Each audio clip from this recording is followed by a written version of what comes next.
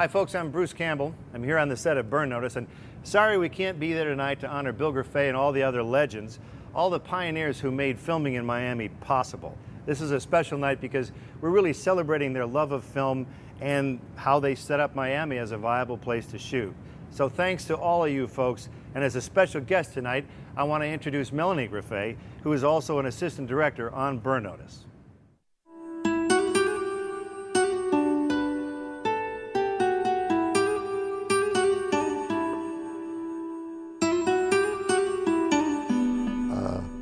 Well, this insane business I've been in for about 125 years, and I thought I wanted to be an actor, and I did the summer stock bid in the Maverick Theater in Woodstock, New York, with a guy that went on to become pretty well known, Lee Marvin, the actor. And then I did some stuff over in Chatham on the Cape and off Broadway.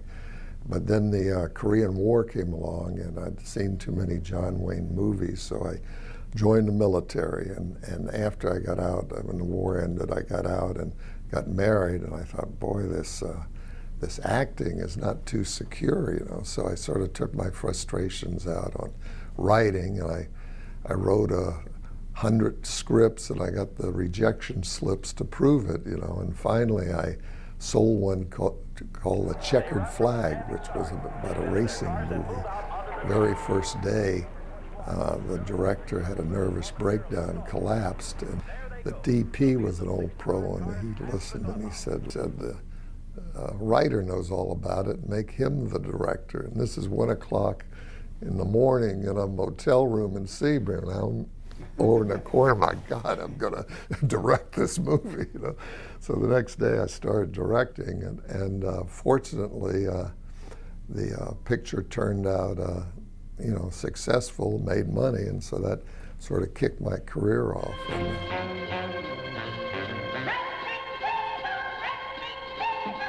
Racing Fever was actually the first film that I worked on with Bill, and I didn't realize that that was actually kind of in the beginning of his career, I think, too, as a director.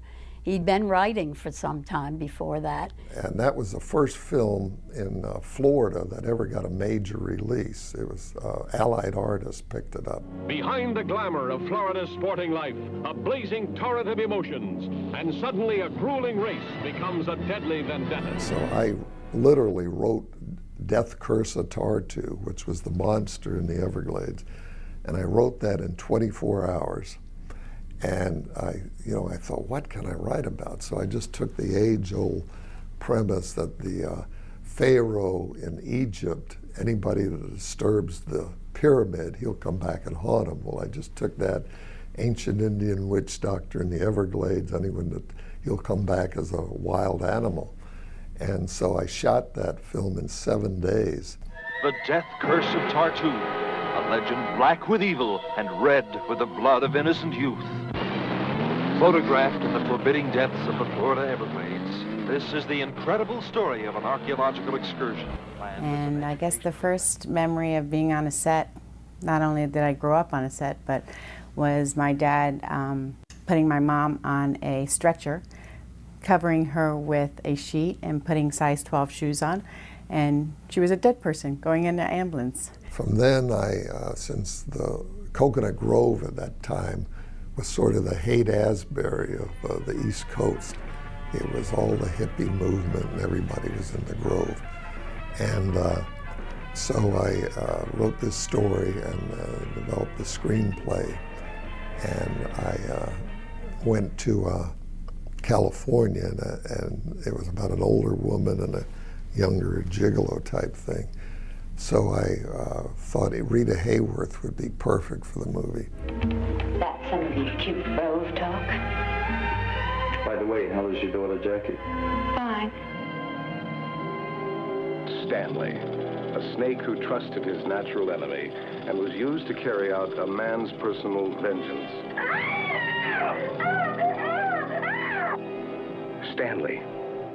Stanley has been one of the biggest, they call them now Grindhouse movies, which recently Quentin Tarantino invited me out to LA to show it in a theater he's part owner of. And so we showed Stanley, and we showed another picture I did called Impulse with William Shatner. So.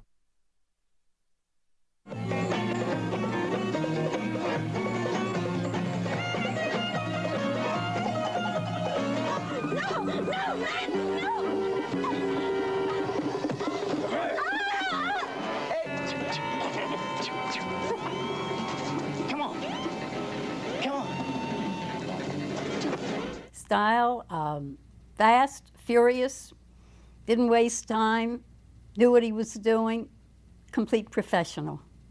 He contributed to a lot of people's start in the business. He was very gracious with giving people a chance to, or try to give them a chance to be involved in the business. I had written a script called Mako, Jaws of Death, which was, since Stanley was successful, I thought, well, I'll keep with the animal trend, but this was about a guy that loved sharks and had communication with sharks. So I wrote that script and couldn't get arrested. No, nobody's interested in sharks, So now Universal comes out with Jaws. And when Jaws came out, it was like the biggest grosser in film history. Everything was sharks. Life magazine, Time magazine, everything, shark, shark, shark. Well, my phone rang off the hook because distributors and investors who had read my script like two years before, they knew I could shoot it immediately. So anyway, I got the money immediately, shot the film. The first job I worked with Bill Grefe was on Mako, Jaws of Death. My job was to catch the sharks and to be the shark, and Bill would strap a fin on my back and tell me to swim like hell in all kinds of places, from drainage ditches, canals, lakes, rivers, finally the ocean, places you would never think a shark would be. That was me. Universal had not released Jaws in Europe yet, so I edited up a 7-minute promo reel. And we ended up beating Jaws out in Europe, and we had our money back off that 7-minute promo reel before the movie was even edited.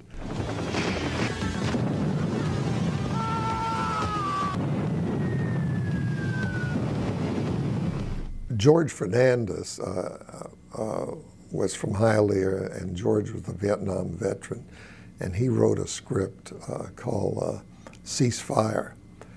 And so went to LA, and we hired this actor who had done A Boy and His Dog, a guy named Don Johnson. Please don't let him die! So the Michael Mann people called me up and they said, Bill, we got this agent that's driving us absolutely crazy. Can we see any dailies on this guy, Don Johnson? So it's not exactly protocol, but I said, okay. So, because it was the best thing Don ever did, before or after. Ceasefire was the best thing Don ever did in his whole acting career.